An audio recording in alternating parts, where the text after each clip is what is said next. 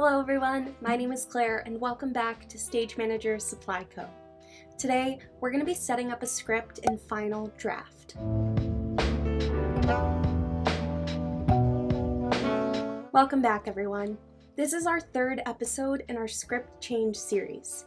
If you haven't already watched episodes 1 and 2, I highly recommend that you pause this video, watch those videos, and then come right back here. Before we get too deep into script setup, I would first like to say that Black Lives Matter, and that I am creating this content on the traditional lands of the Kickapoo, Peoria, Potawatomi, Miami, and Sioux tribes. We always start our videos acknowledging the inequitable history and landscape of the United States, including but never limited to the fact that we are a country built on stolen land and developed on the backs of slaves.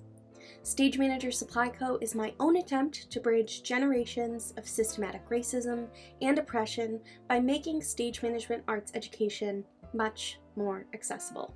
Today, I would like to highlight the Brave Space Alliance. The Brave Space Alliance is the first Black-led and trans-led LGBTQ center in the South Side of Chicago. They are dedicated to creating affirming, culturally competent, for us, by us resources, programming, and services for LGBTQ individuals across the South and West sides of Chicago. They strive to empower, embolden, and educate each other through mutual aid, knowledge sharing, and community sourcing resources as they build towards the liberation of all oppressed people. If you would like to learn more about the Brave Space Alliance and support, you can find the link to their website in the description of this video. Finally, this is the style that I have learned and used to set up my scripts in Final Draft. If you set up your scripts in Final Draft in a different way or have different tips and tricks that you'd like to share, feel free to drop a comment down below. With all that being said, let's get into setting up our script in Final Draft.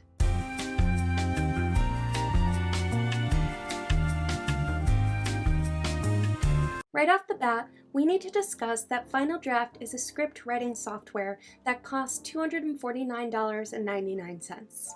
As of writing the script for this video, Final Draft is currently on sale for $199.99, but there are also discounts for students, members of the military, first responders, and teachers. I obtained a copy of Final Draft while I was in college. I looked at the market that I wanted to enter into and the work that I wanted to be working on when I left college, which was New York City and primarily working on new works with living playwrights. In my head, I thought if I knew how to use this software that playwrights were using and that stage managers in New York were looking for people to know, that it would make me more marketable as an early career stage manager. That turned out to be true, and so for me, purchasing Final Draft was a really good investment. However, if you're not 100% sure if Final Draft is right for your situation in life, or it's a lot of money to spend, I mean, $250 to me still is a crap ton of money. I totally understand. If you would still like to follow along and work through the Final Draft script with me, they do have a 30-day free trial on their website that I will link in the episode description. One minor disclaimer is that I'll be working in Final Draft 10 today, which is one version behind the most current version of Final Draft, which is Final Draft 11. However, all of the topics and concepts that we're going to cover today from my research are extremely similar and should be transferable between the programs. So, to get started formatting your script, the first thing you'll need is the script from your playwright. We're going to pretend that my one-woman production of August Osage County is being performed for the first time. Never been seen, never been done before. As we discussed in episode 1 of the script change series, during pre-production, stage management will reach out to the playwright or the producing organization to ask for the first rehearsal copy of the script. Depending on who your playwright is, you'll receive the script either right away or maybe a day before rehearsal starts. In my first discussion with the playwright, I will ask them which program they write in, which for this production is Final Draft, and then I'll broach the topic of the master copy of the script. The master or most up-to-date copy of the script is the living, breathing document that is the most accurate reflection of a script at any point in time. Who maintains the master copy of the script is a huge topic and should be ironed out really early in the process. Some writers, like Parker that I mentioned in our first script change episode, like to maintain ownership of the master copy of the script. And then other playwrights, like Charlie, like to hand off management of the master script to stage management. Either way, I always like to have a master copy of the script as a script change stage manager. Since Charlie is our playwright that works in final draft, we'll use her as the example for this video. She likes stage management to maintain the master copy of the script. So once I have the playwright's master copy of the first rehearsal script, I'm going to open up the script. I'm going to move the original file into my production folder, into my script folder, and into my playwright files folder. Then I'm going to make a copy of the playwright's original file, and I'm going to paste that file into the full script folder. I'm going to retitle the original file, the show code, script, and then the date of our first rehearsal. Then I'll open up this newly titled file. So now we are in final draft for the first time, and we are inside the first rehearsal day script that the playwright sent to us. Some things I want to highlight about final draft right off the bat. My toolbar has been customized to the buttons I use most. So if you'd like to make your toolbar look like mine, you can select View, Customize Toolbar, and then click and drag any of the button options into your toolbar or select the default toolbar. Once we've gotten our toolbar set up, we need to talk about elements. Like in a contact sheet, how every person gets their own row, in final draft, every line in a script gets their own element. Elements are basically pre-made formatting styles for every textual element of a script. Examples of elements are scene headings, characters, dialogue, stage directions, notes, etc. When a playwright begins writing their script, they may select a pre-made template of elements from a menu in Final Draft. We can open this menu by going to File, New from Template, and here we can see the many different script template options. We have options for screenplays, stage plays, Broadway musical, and Dramatists Guild options for play and musicals.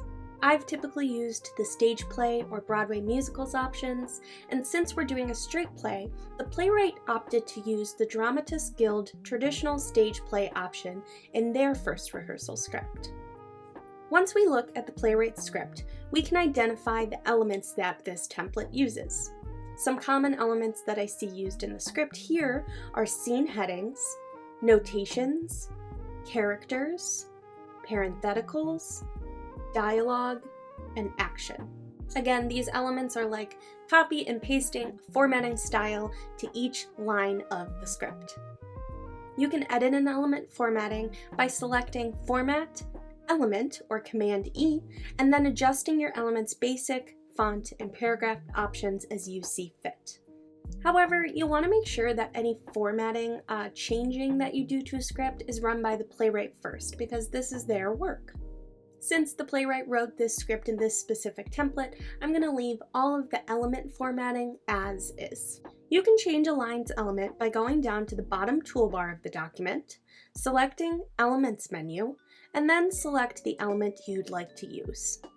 Or when you're writing a completely new line, you can type Enter for a new line, hit Enter again, and a pop-up menu of elements will appear. I can type in the letter within brackets to select that type of element. So right now, I'll select C for character, and I see that the script auto-adjusts to my character formatting. What I also love about Final Draft is that the program will read your script as you type it and kind of guess which character is most likely to speak next.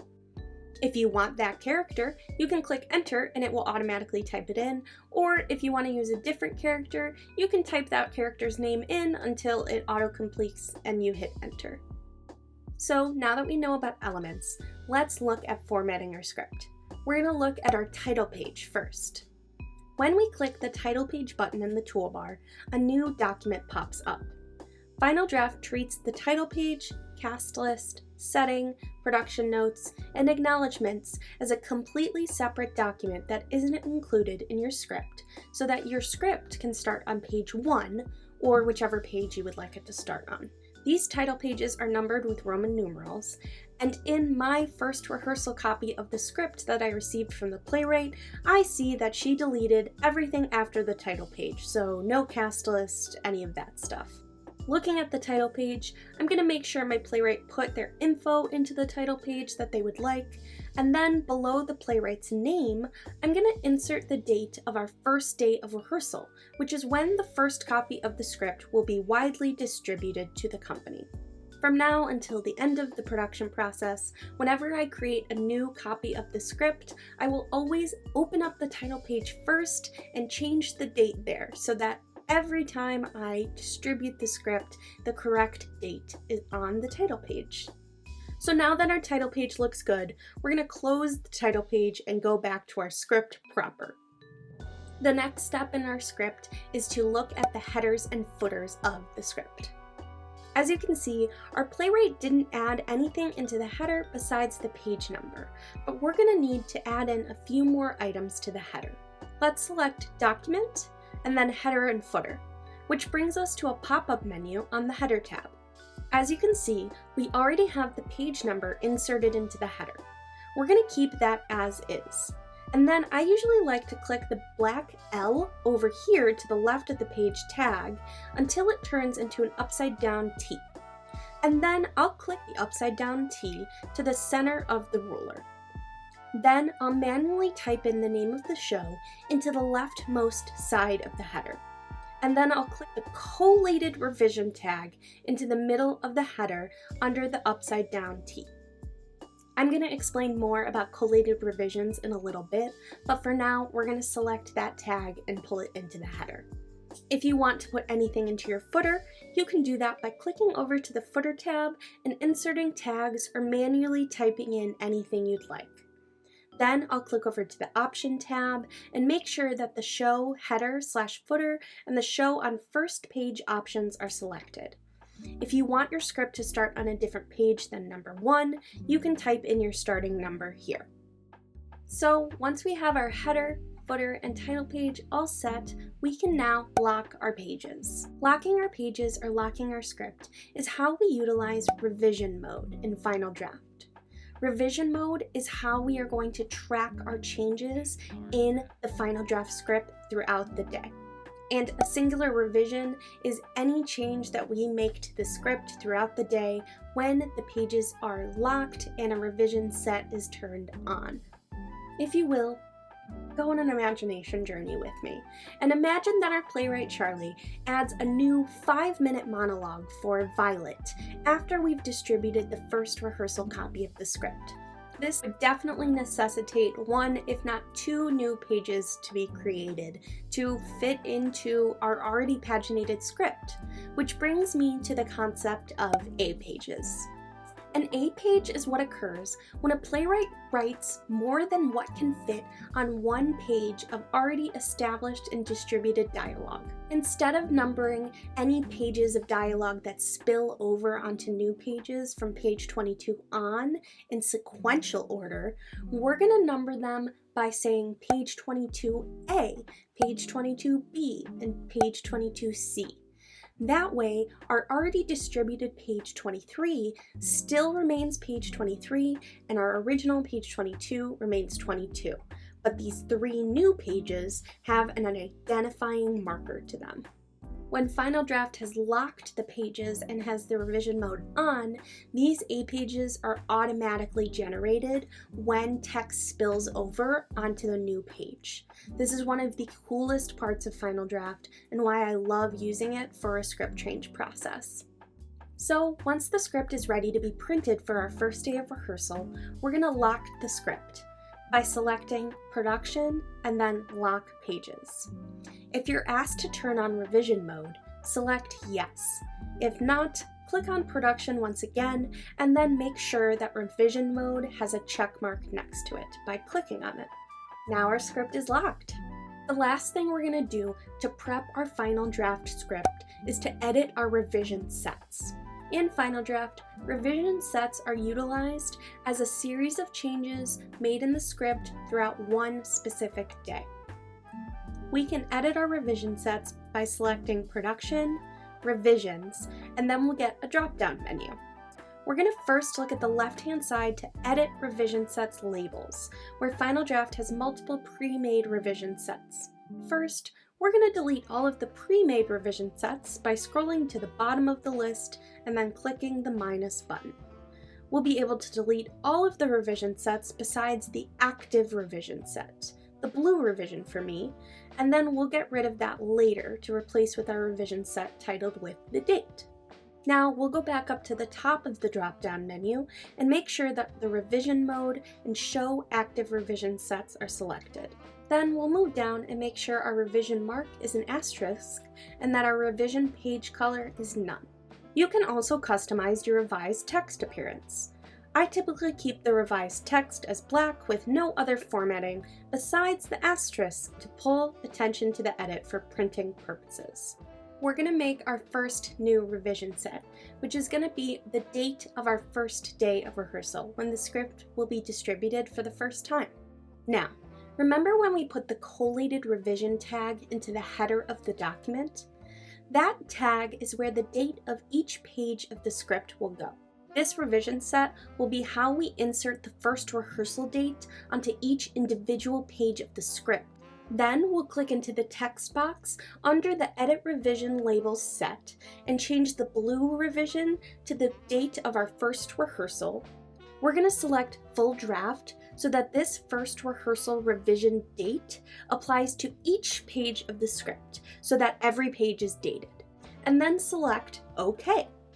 Now each page should have your starting date on it. For each new revision set we make after the first rehearsal revision set, we'll select Revised Pages Only so that the date, aka our revision set name, only changes on pages of the script that contain revisions. Congratulations! You have now set up your script for long-term success in a script change production process.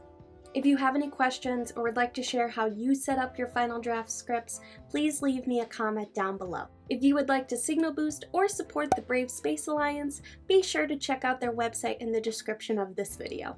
And if you enjoyed this video, as always, please feel free to click the like button, click the subscribe button, and ring the bell icon so that you'll be notified whenever I post a new instructional video or podcast. Thank you so much for watching, and I will catch you on the next one. Bye!